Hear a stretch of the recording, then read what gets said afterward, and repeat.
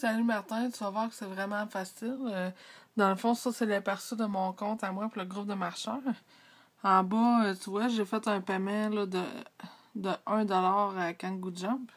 C'était juste pour faire un test, voir que tout est beau. Dans le fond, dans la section ici, tu as les paiements que tu fais ou les paiements reçus que tu peux voir ici.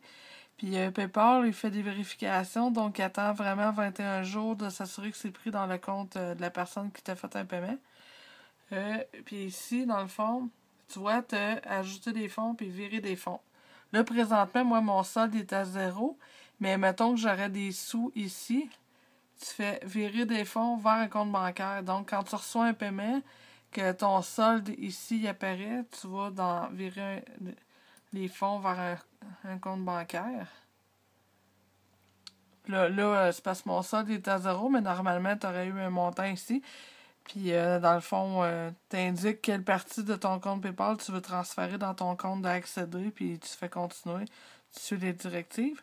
Puis, si tu veux faire un achat, c'est l'inverse. Dans le fond, c'est à partir de ton compte bancaire.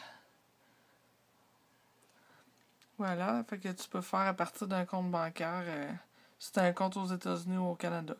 Fait que c'est pas plus compliqué que ça.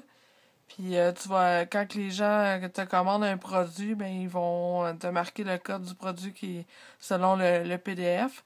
Puis ils peuvent s'imprimer un reçu. Donc si jamais la boîte à brise, bon au moins il y a le reçu là, comme preuve qu'ils l'ont acheté telle date.